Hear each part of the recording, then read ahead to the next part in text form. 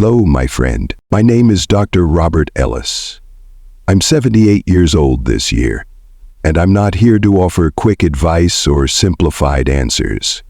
I speak to you today as someone who has spent more than 5 decades walking beside thousands of lives, listening, observing, and holding space for stories that often go untold. But there's one truth I've come to understand more deeply only in my later years: the quiet loneliness that settles into the hearts of many women who have spent a lifetime loving, sacrificing, and holding their families together, only to feel invisible in the very homes they helped build. I'm not speaking of loud arguments or obvious betrayals. No, what I'm speaking of is far more subtle and in many ways more heartbreaking.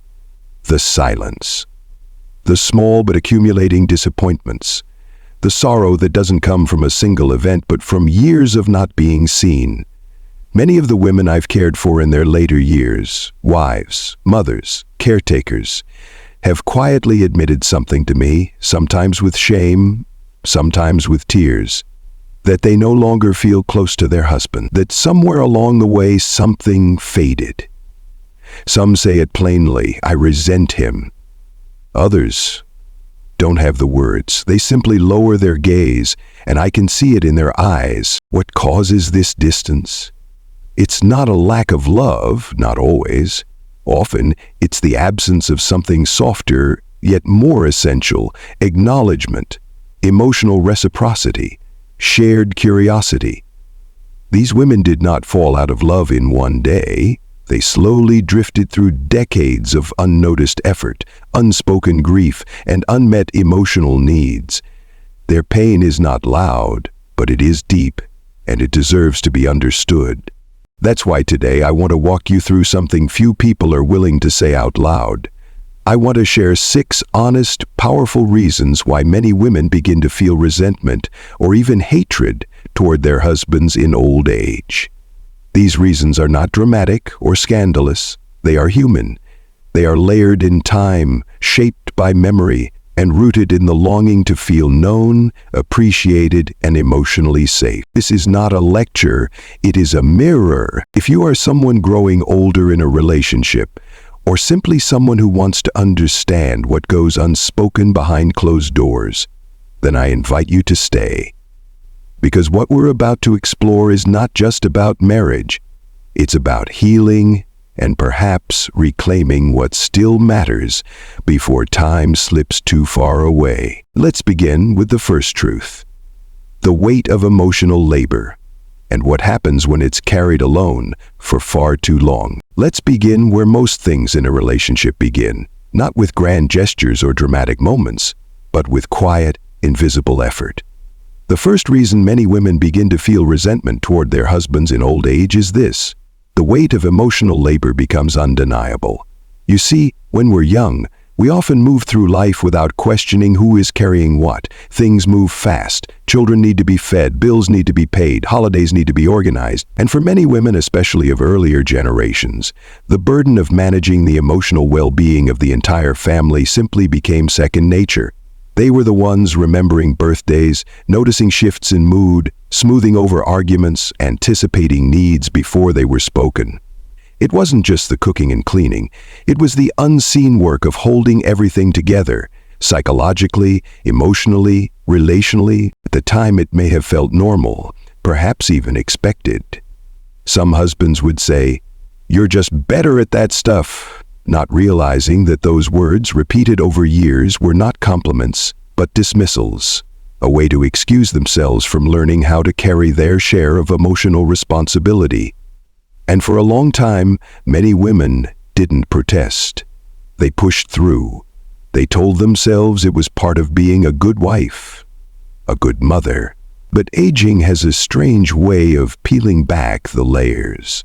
When life slows down, when the children are grown and the calendar isn't quite so full, there is suddenly time to notice what had been ignored. And many women begin to ask, why was I always the one worrying? Why did he never learn how to tend to this part of our life? These are not questions born of bitterness. They come from fatigue, deep, bone-level fatigue that no one ever acknowledged. I think of a patient I once had, Carol, who at 74 had begun to feel something she couldn't quite name. After a long silence, she looked at me and said, "I love my husband. I always have. But I'm tired of being his mother." That one sentence held decades of emotional labor, decades of showing up for someone who rarely thought to ask how she was really doing. Carol had organized every holiday, remembered every prescription refill, held every family crisis in her hands while her husband assumed everything was fine.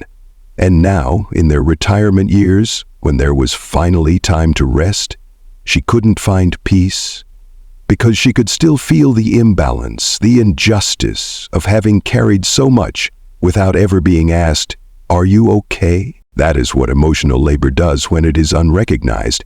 It builds slowly, invisibly, but it shapes the texture of a relationship. It shapes how trust is built or eroded, how closeness is nurtured or frayed.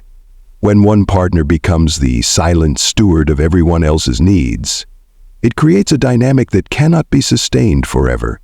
And in old age, when time feels more precious, when the mind begins to reflect more than it plans, that imbalance becomes impossible to ignore. Not because the woman has changed, but because for the first time, perhaps in decades, she has stopped long enough to truly see what she's been holding. And she realizes she was holding it alone. In the next section, we'll move into a different kind of silence. Not the silence of overwork, but the silence that grows when real conversation disappears. The kind of silence that feels louder than words. The kind of silence that makes a woman feel like a stranger in her own marriage. Now let us talk about silence. Not the peaceful kind, but the kind that grows between two people who once knew how to reach each other. The second reason many older women begin to feel distant from their husbands is the slow breakdown of real communication. It doesn't happen in a single moment, and that's precisely what makes it so difficult to recognize.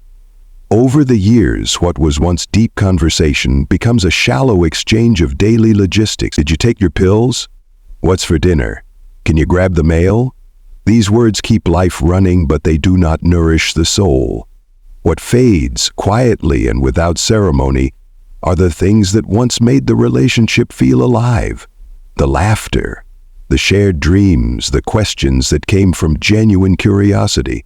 And when those disappear, something within a woman begins to wither. I remember Joyce, a woman in her late 70s who had been married to Frank for over 50 years. They sat beside each other every evening, watched the same television shows, ate the same dinners, and slept in the same bed. Yet Joyce told me that she couldn't remember the last time Frank asked her how she truly felt. Not her physical aches or her blood pressure, but her. The person, the woman inside the aging body. She said she sometimes talked to the television just to hear her own voice in the room. Not because she was losing her mind, but because she was losing her sense of being known. Frank, on the other hand, believed everything was fine. They didn't argue, there was no drama, so in his mind, the marriage was steady. But what he didn't see, what so many men fail to see, is that the absence of conflict is not the same as the presence of connection. You see, communication isn't just about words, it's about attention. It's about presence. It's about that simple but sacred act of saying, "I still want to know who you are, even now, even after all these years." And when that is gone, when days turn into years without those moments of real exchange, a woman begins to feel invisible. The home is still there, the routine is still there, but the warmth, the spark, the mutual witnessing of each other's interior worlds, that has long since slipped away. And here's the quiet tragedy. She doesn't even expect grand gestures. She's not asking for roses or love letters. She just wants to be asked, "What's been on your heart lately?" And when that doesn't come, she stops offering her inner life, and a wall begins to grow between them, not made of anger, but of unmet longing. That wall doesn't rise overnight. It builds slowly, like dust collecting in corners no one bothers to sweep, and by the time it becomes visible, it's often too high to climb over. The couple may still share meals, share a bed, share a name, but they no longer share themselves. And the woman, though still physically close to her husband, begins to feel a kind of emotional widowhood. A grief not for someone who has died, but for someone who has disappeared in plain sight. In the next part, I'll speak about something even more tender. What happens when a woman becomes a caregiver in her later years, not just to a spouse, but often while carrying the memory of all the times she needed care and never received it, and how that quiet imbalance, over time, can turn love into quiet sorrow. Now let us enter one of the most delicate territories of later life, caregiving. The third reason many women begin to feel resentment in their old age is this. Unequal caregiving creates a silent fracture, a wound that is not always obvious but runs deep through the body of a long marriage. You see, as age advances, health begins to falter. Strokes, surgeries, chronic pain, memory loss. And in countless cases I've witnessed, it is the wife who steps forward without hesitation. She becomes the nurse, the driver, the medication manager, the emotional buffer between her husband and the world. She does it because she loves him, because she has always been the one to make sure things don't fall apart. But beneath that sense of duty, beneath the steady hands and the calm voice, there often grows a quiet, unspoken sorrow. It doesn't begin as anger. No, at first it's just a tiredness she doesn't want to admit.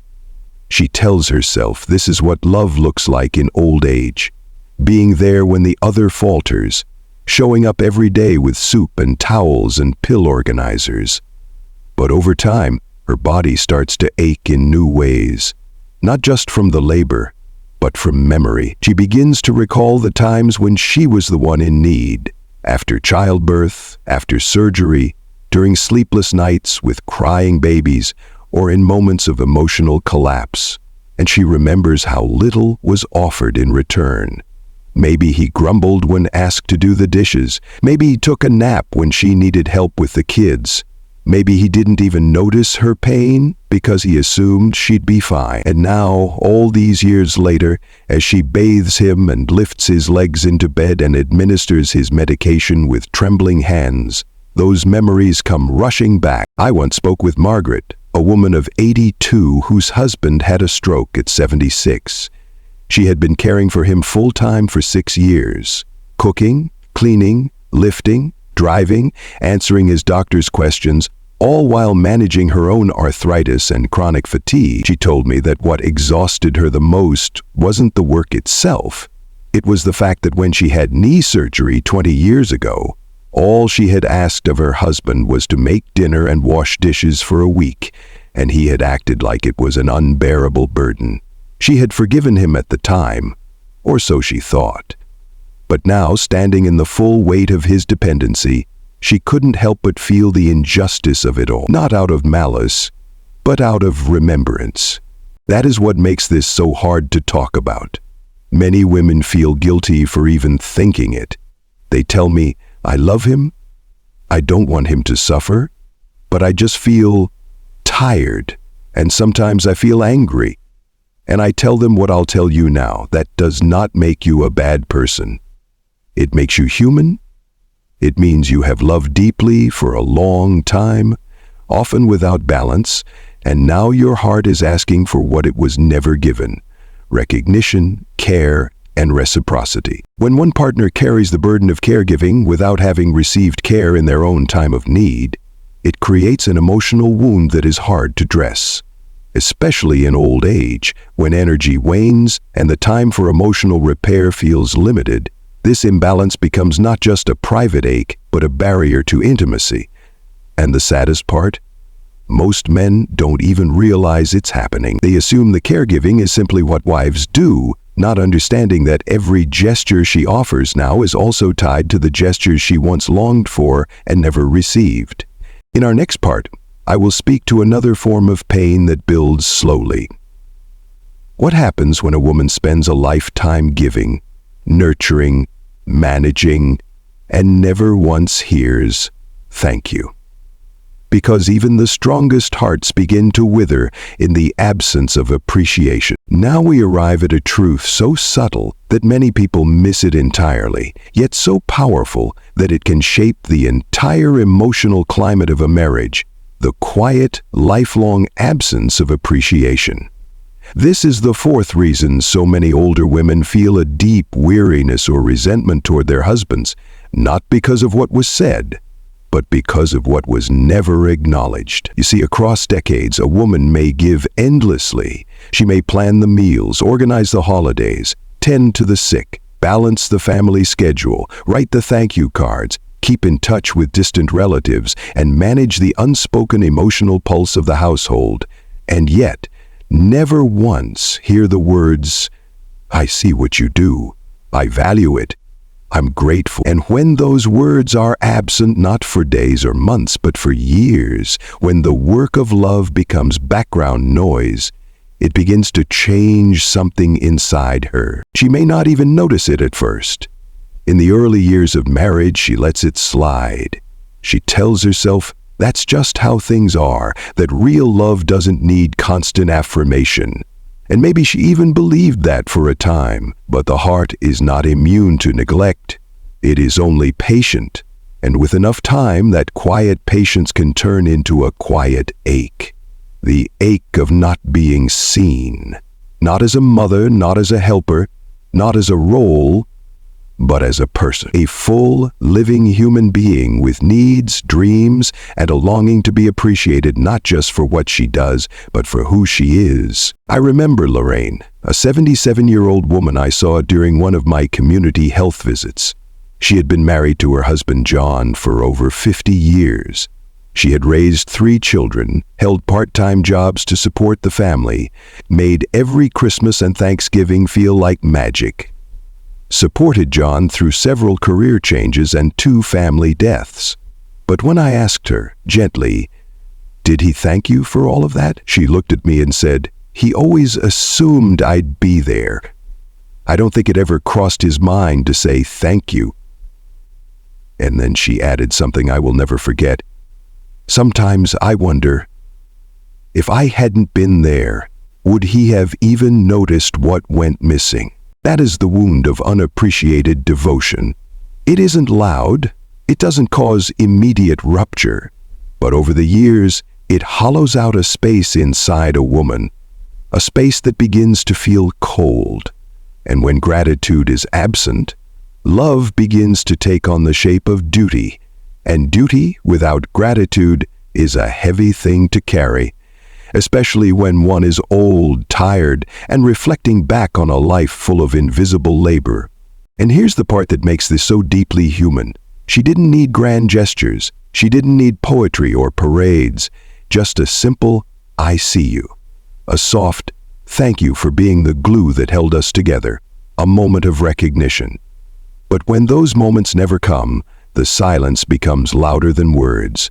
And the woman who once gave freely now gives with hesitation. Not because she stopped loving, but because she began to wonder if she was ever loved back in the way she needed most. In our next part, we'll explore what happens when a woman realizes, often too late, how much of herself she had to abandon to keep everything else going. How the loss of her own identity, once invisible, becomes unbearable in old age. Now let us turn to a loss that is harder to name, but perhaps the most intimate of all: the quiet disappearance of the self. This is the 5th reason why so many women in the later chapters of life begin to feel a heaviness in their hearts, a sense that somewhere along the way they lost something essential, not because it was taken by force, but because they gave it away piece by piece in the name of love, responsibility, and family. You see, when we are young, we rarely stop to question how much of ourselves we're putting aside. There are meals to cook, children to raise, bills to pay, and endless to-do lists that make us believe there is no time for personal dreams, passions, or even simple preferences. And so, slowly, often without resistance, many women trade their ambitions for the stability of the home, their hobbies for household chores, their voice for the comfort of keeping the peace. At first, these sacrifices feel natural, perhaps even noble. A woman might tell herself, "This is what good wives do," or "My time will come later." But the years pass quickly, and the later that was once imagined becomes a distant horizon that never quite arrives. The children grow, the husband retires, the house quiets, and in that silence, for the first time in decades, she begins to hear herself again. And often, she does not recognize the voice. It is the voice of someone who once dreamed of traveling, of painting, of writing music, of dancing, of building a life, not just in service to others, but also in honor of herself. And now, with the noise of family life behind her, she begins to ask the questions she was too busy to ask. Who am I? What did I miss? Was there more meant for me than this? I think of Eleanor, a 75-year-old woman I met during a wellness seminar. She told me that when she was young, she had wanted to become a music teacher. She loved the piano, she used to write songs. But life moved fast. She married at 22, had 4 children, and her husband, though not unkind, had always discouraged unnecessary pursuits, saying they couldn't afford lessons or that the time just wasn't right. So she tucked her dreams away and became what was needed: a mother, a homemaker, a supporter. And now, in the stillness of retirement, she sits by a window and wonders what her life might have looked like had she said no just once, or insisted on her voice being heard even when it trembled. This kind of grief is not theatrical. It doesn't demand sympathy, but it lingers quietly in the corners of a woman's soul. It shows up as restlessness, as unexplained sadness, as a growing need to do something, anything, that feels like reclaiming herself. But what complicates this journey is that the man beside her, the partner who knew her as caregiver and companion, often doesn't know how to respond to this emergence. He's gotten used to the way things were. He's settled into his chair, into his routines, into the belief that nothing needs to change now. And when she begins to stretch, to rediscover, to say, "I want something different," he may see it as rejection or rebellion.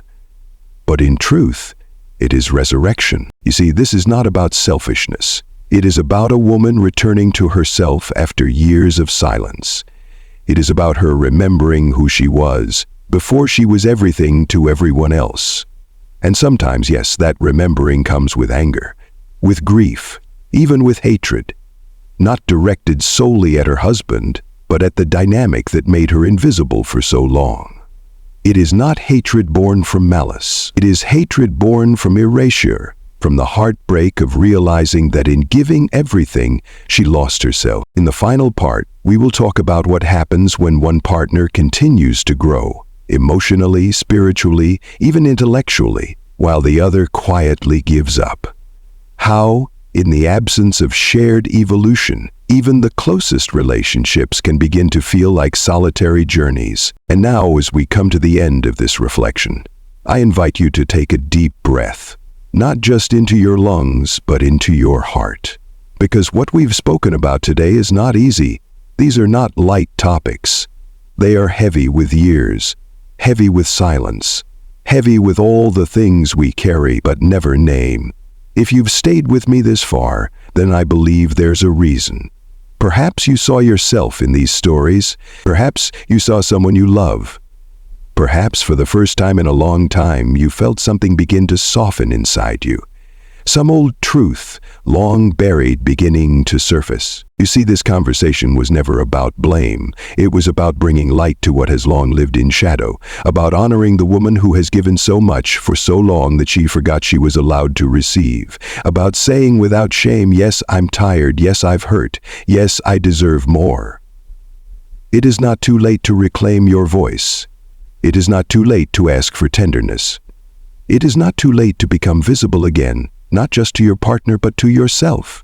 And if you are a man watching this, please know that this is not an indictment, it is an invitation. You are not being asked to be perfect, only present. You are not being asked to undo the past, only to listen, to care, and to ask the questions that perhaps you once stopped asking. How are you, really? What do you need now? Who are you becoming?